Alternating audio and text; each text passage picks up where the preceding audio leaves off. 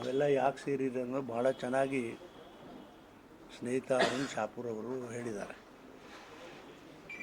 ಇವರೆಲ್ಲರೂ ಕೂಡ ಇವತ್ತು ಬಂದಿರತಕ್ಕಂಥದ್ದು ರಾಜ್ಯದ ಪಕ್ಷದ ನಿರ್ದೇಶನ ಪ್ರಕಾರ ರಾಜ್ಯದಲ್ಲಿ ಈ ಒಂದು ವಿಷಯಕ್ಕೆ ಸಂಬಂಧಪಟ್ಟಂತೆ 14 ಸಮಿತಿಗಳನ್ನು ಮಾಡಿ ಬೇರೆ ಬೇರೆ ಜಿಲ್ಲೆಗಳಿಗೆ ಕಳಿಸ್ತಕ್ಕಂಥ ಪ್ರಯಾಸ ನಮ್ಮ ಭಾರತೀಯ ಜನತಾ ಪಕ್ಷ ಮಾಡ್ಯದ ಅಂಥೇಳಿ ಈ ಸಂದರ್ಭದಾಗ ನಾನು ಹೇಳಿ, ಈಗ ಅರುಣ್ ಶಾಪೂರ್ನವರು ಭಾಳ ಚೆನ್ನಾಗಿ ಹೇಳ್ಯಾರ.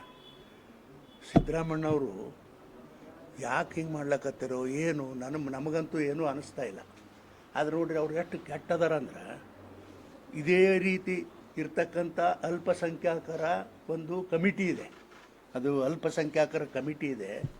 ನಿನಗೆ ತಾಕತ್ತಿದ್ರೆ ಅದಕ್ಕೆ ಮುಟ್ಬೇಕಪ್ಪ. ನಿಮಗೆ ಸೋನಿಯಾ ಗಾಂಧಿ ತಲೆ ಮೇಲೆ ಇಕ್ತಿರಲ್ಲ, ನಿನಗೆ ಅವಕ್ಕೆ ಯಾಕೆ ಮುಟ್ಲಿಲ್ಲಪ್ಪ? ಹೋಗಿ ಇವ್ರು ದಲಿತರೇನು ಇವರು ಏನಂತ ತಿಳ್ಕೊಂಡಿದ್ದೀನಿ ನೀನು? ಅದಕ್ಕೆ ಯಾಕೆ ಮುಟ್ಲಿಲ್ಲ? ಮುಟ್ಟಬೇಕಾಗಿತ್ತು ನೀನು. ಅಲ್ಪಸಂಖ್ಯಾತರಿಗೆ ಇಟ್ಟಿರ್ತಕ್ಕಂಥ ಹಣವನ್ನು ನಮ್ಮದು ಹೆಂಗೆ ತೆಗೆದ್ರಿ ಅವ್ರದ್ದು ಕೂಡ ಡೈವರ್ಟ್ ಮಾಡಬೇಕಾಗಿತ್ತು. ಇದಕ್ಕೆ ಅವ್ರಿಗೆ ಹೇಳಬೇಕಾಗಿತ್ತು, ಇಲ್ಲ ಇದ್ರಂತ ತೆಗೆದು ನಿಮಗೆ ರೊಕ್ಕ ಕೊಡ್ತೀನಿ 2,000 ಅಂತ. ಅದನ್ನು ಇದು ಏನು ಗೊತ್ತಾಗೋದಿಲ್ಲ ಅಂತ ತಿಳಿದಾರ ಅವರು? ನೋಡಿ, ಈಗ ಇದು ಎಲ್ಲನೂ ಅಂಥ ದೊಡ್ಡ ಹಗರಣ ಮಾಡಿ, ಈಗ ನಿನ್ನೆ ಮೊನ್ನೆ ಒಂದು ಏನು ನಿರ್ಣಯ ಮಾಡ್ಯಾರ ಅಂತಂದ್ರೆ, ಈ ಕೋಆಪ್ರೇಟಿವ್ ಸಂಘ ಸಂಸ್ಥೆಗಳಲ್ಲೂ ಕೂಡ ಇಂಥದ್ದೊಂದು ಕಾನೂನು ತರಬೇಕು ಅಂತ ತೆಗೆದು ಹೇಳ್ಯಾರ. ಅದು ಅದಕ್ಕೆ ಬೇಕಪ್ಪ? ಜನರ ಮನಸ್ಸು ಬದಲಾವಣೆ ಮಾಡ್ಲಿಕ್ಕೆ ಬೇಕಾ ಇದು ಕಾನೂನು? ಆಮೇಲೆ ಅದರಲ್ಲಿ ಏನಿರ್ತದೆ ಎಲ್ಲರಿಗೂ ಗೊತ್ತದ, ಅದು ಹೆಂಗೆ ನಡೀತದ ಈ ಲೋಕಲ್ ಸಂಸ್ಥೆಗಳು ಅನ್ನೋದು ಗೊತ್ತದ. ಆದರೆ ಸಿದ್ದರಾಮಣ್ಣ ಅವರೇ, ನೀವು ನಿಜವಾಗಿ ದಲಿತರ ಮೇಲೆ ನಿಮಗೆ ಅಭಿಮಾನ ಇದ್ರೆ, ದಲಿತ ಸಮುದಾಯದ ಮತಗಳನ್ನು 20-50 ವರ್ಷಗಳಿಂದ ಮತದಾನ ಬ್ಯಾಂಕ್ ಅಂತ ಹೇಳಿ ಮಾಡ್ಕೊಂಡು ಬಂದಿರಿ, ನಿಮಗೆ ನಿಜವಾಗಿ ಅವ್ರ ಮೇಲೆ ನಿಮಗೆ ಅಭಿಮಾನ ಇದ್ದಿದ್ರೆ ಈಗ ಏನು ಹಣ ಒಂದು 25,000 29,000 ಹಣವನ್ನು ಡೈವರ್ಟ್ ಮಾಡಿರಿ, SCPT ಹಣವನ್ನು, ಅದನ್ನು ಪುನಃ ಸರಿಪಡಿಸಿ ಮುಂದೆ ಏನು ಮಾಡ್ತೀರಿ ನೀವು ಮಾಡಿರಿ. ಅಲ್ಲಿ ಮಾತ್ರ ನಾವು ಮಾತ್ರ ಬಿಡೋಂಗಿಲ್ಲ. ಈಗ ಅವ್ರು ಹೇಳಿದ್ರಲ್ಲ, ಎಲ್ಲ ರಾಜ್ಯದಲ್ಲಿರ್ತಕ್ಕಂಥ ಎಲ್ಲ ಸಂಘಟನೆಗಳು ಭಾರತೀಯ ಜನತಾ ಪಕ್ಷಕ್ಕೆ ನಾವು ಸಹಕಾರ ಮಾಡ್ತೇವೆ ಈ ಒಂದು ವಿಷಯದಾಗ ಅಂತ ಹೇಳ್ಯಾರ. ಅದಕ್ಕೆ ನಾವೊಂದು ಪ್ರಶ್ನೆ ಕೇಳ್ತೀನಿ ನಮ್ಮ ಜನರಿಗೆ.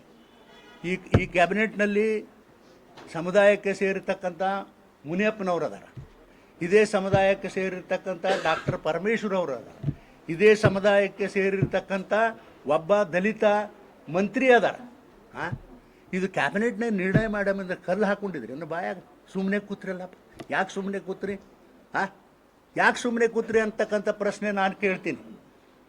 ನಿಮಗೇನು ಬೇಕಾಗಿದ್ದಿಲ್ಲ ದಲಿತರ ಉದ್ಧಾರ ಬೇಡ?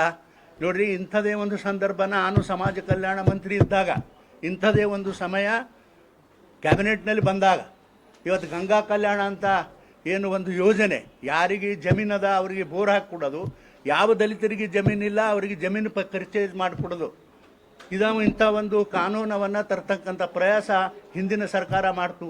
ಆದರೆ ನಾನು ಒಬ್ಬ ಸುಮ್ಮನೆ ಮನ್ಕೊಂಡು ಬಾಯಕಲ್ಲಿ ಇಟ್ಕೊಂಡು ಸುಮ್ಮನೆ ಕೂತಿದ್ರೆ ಇವತ್ತು ಗಂಗಾ ಕಲ್ಯಾಣ ಆಗ್ತಿತ್ತಾ, ಅಥವಾ ಏನು ಮೊರಾರ್ಜಿ ದೇಸಾಯಿ ಶಾಲೆ ಆಗ್ತಿತ್ತಾ, ಅಥವಾ ಹಾಸ್ಟೆಲ್ಗಳಾಗ್ತಿದ್ವಾ, ನಮ್ಮ ಮಕ್ಕಳಿಗೆ ಅನುಕೂಲ ಆಗ್ತಿತ್ತಾ? ಅದೇ ಹಣದಿಂದ ಹೆಚ್ಚಿನ ದರ್ಜೆಗೆ ಓದಲಿಕ್ಕೆ ಹೋಗ್ತಕ್ಕಂಥ ಮಕ್ಕಳಿಗೆ ಸರ್ಕಾರ ಇದೇ ಹಣದಲ್ಲಿ ಸಹಾಯ ಮಾಡ್ತಕ್ಕಂಥ ಕೆಲಸ ಮಾಡ್ತಿತ್ತು. ಇಷ್ಟೆಲ್ಲ ಅನ್ಯಾಯ ಮಾಡಿರಿ ನೀವು. ಮತ್ತೆ ಹೇಳ್ತೀರಿ ಇದು ಅಹಿಂದ ನಾಯಕರು ಅಂತ ಹೇಳ್ತೀರಿ. ನಿಮಗೇನು ಶರ್ಮ ಬರೋದಿಲ್ಲ? ಹೇಳ್ರಿ ನೋಡೋಣ, ಹೆಂಗೆ ದಲಿತ ನಾಯಕರಿ ನೀವು? ಹೆಂಗೆ ನೀವು ಹಿಂದುಳಿದ ನಾಯಕರಾಗಿ ಹೊಂಟಿರಿ? ನಿಮಗೆ ಯಾವ ರೀತಿ ಕರಿಬೇಕು ನಮಗೆ ಅರ್ಥ ಆಗಲ್ಲ. ಅದಕ್ಕಾಗಿ ಇದನ್ನು ಎಲ್ಲವನ್ನ ಸರಿಪಡಿಸಿದ್ರೆ ಬೇಷದ. ನೋಡ್ರಿ, ಖರ್ಗೆ ಸಾಹೇಬರು ದೇಶದ ಒಬ್ಬ ಮಂತ್ರಿ, ಇವರು ಪಕ್ಷದ ಅಧ್ಯಕ್ಷರು. ನೀವೇರೆ ಬುದ್ಧಿ ಹೇಳಬೇಕಾಗಿತ್ತು ಈ ಸಣ್ಣ ಹುಡುಗರಿಗೆ ಎಲ್ಲರಿಗೆ. ನೀವು ಹಿರಿಯ ಮನುಷ್ಯರಾಗಿ ನೀವು ಸುಮ್ಮ ಕೂತ್ರಪ್ಪ.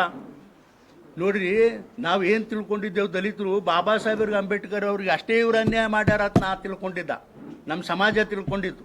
ಇವತ್ತಿನ ದಿನಮಾನದಾಗ ಖರ್ಗೆರವ್ರಿಗೂ ಕೂಡ ಕಾಂಗ್ರೆಸ್ಸು ಅವಮಾನ ಮಾಡತಕ್ಕಂಥ ಪ್ರಯಾಸ ಮಾಡ್ಯದ. ಮೊನ್ನೆ ಕೇರಳದಲ್ಲಿ ಅವ್ರ ಮಗಳು ನಾಮಿನೇಷನ್ ಕೊಡ್ಲಾಕ್ಕೆ ಹೋದಾಗ 5 ಜನ ಆ ಚುನಾವಣೆ ಕಚೇರಿನಲ್ಲಿ ಹೋಗಬೇಕು ಅಂತ ಇರ್ತದೆ. ಆದರೆ ಅವ್ರೇನು ಮಾಡಿದ್ರು, ತನ್ನ 2 ಮಕ್ಕಳು, ತಾನು 3 ಮಂದಿ, ತಮ್ಮ ಅಣ್ಣ ಮತ್ತು ತಾಯಿ 5 ಮಂದಿ ಮಾತ್ರ ಆಫೀಸಲ್ಲಿ ಹೋದರು ಒಳಗಡೆ ನಾಮಿನೇಷನ್ ಕೊಡ್ಲಾಕ. ಪಾಪ ನಮ್ಮ ಖರ್ಗೆರವರು ಹೊರಗೆ ನಿಂತು ಸಣ್ಣ ಹುಡುಗರಿಗತ್ತಲೆ ಕಿಟಕಿನಲ್ಲಿ ಗೋಣು ಹಾಕಿ ನೋಡ್ತಿದ್ರು. ಇದು ನಮ್ಮ ದಲಿತರಿಗೆ ಕೊಟ್ಟಿರ್ತಕ್ಕಂಥ ಅನ್ಯಾಯ ಅಲ್ಲ? ಯಾಕೆ ವಿಚಾರ ಮಾಡೋದಿಲ್ಲ ನಮ್ಮ ದಲಿತರು ಇಂಥ ಅನ್ಯಾಯ ಆದರು? ಬರೀ ಬಾಬಾ ಸಾಹೇಬ್ರ ಅಂಬೇಡ್ಕರ್ಗೆ ಏನೋ ಒಂದು ಶಬ್ದ ಅಂದರು ಅನ್ನೋ ಕಾರಣಕ್ಕೆ ಇಡೀ ದೇಶದ ತುಂಬ ನೀವು ಮೆರವಣಿಗೆ ಮಾಡಿದ್ರಪ್ಪ. ಇವತ್ತೇನಾಗಿದೆ ನಿಮಗೆ? ಖರ್ಗೆರವ್ರಿಗೆ ಇಂಥ ಒಂದು ಅನ್ಯಾಯ ಮಾಡ್ಯಾರ ಕಾಂಗ್ರೆಸ್ನವರು. ನೀವು ಯಾಕೆ ನಮ್ಮ ದಲಿತರೆಲ್ಲ ಸುಮ್ಮ ಕೂತೀರಿ ಅಂತಕ್ಕಂಥ ಪ್ರಶ್ನೆ ನಮ್ಮ ಜನರಿಗೂ ನಾನು ಮಾಡ್ತೀನಿ ಅಂತಕ್ಕಂಥ ಮಾತವನ್ನು ಭಾಳ ಸ್ಪಷ್ಟವಾಗಿ ನಾನು ಹೇಳಿ, ಮುಂದಿನ ದಿನಮಾನಗಳಲ್ಲಿ ಇದೆಲ್ಲವೂ ಸಿದ್ದರಾಮಣ್ಣ ಸರಿಪಡಿಸದೇ ಇದ್ರೆ ಉತ್ತರ, ದಕ್ಷಿಣ, ಪೂರ್ವ, ಪಶ್ಚಿಮ ತನಕನೂ ವಿರುದ್ಧ, ಈ ಸರ್ಕಾರದ ವಿರುದ್ಧ ದಲಿತರ ಒಂದು ಚಾಲನೆ, ದಲಿತ ಸಂಘಟನೆಗಳು ಬಹಳ ದೊಡ್ಡ ಪ್ರಮಾಣದಲ್ಲಿ ಆಂದೋಲನವನ್ನು ಮಾಡ್ತಕ್ಕಂಥ ಪ್ರಯಾಸ ಮಾಡ್ತದ ಅನ್ನತಕ್ಕಂಥ ಎಚ್ಚರಿಕೆಯ ಮಾತವನ್ನು ಈ ಸರ್ಕಾರಕ್ಕೆ ನಾನು ಹೇಳಲಿಕ್ಕೆ ಬಯಸ್ತೀನಿ.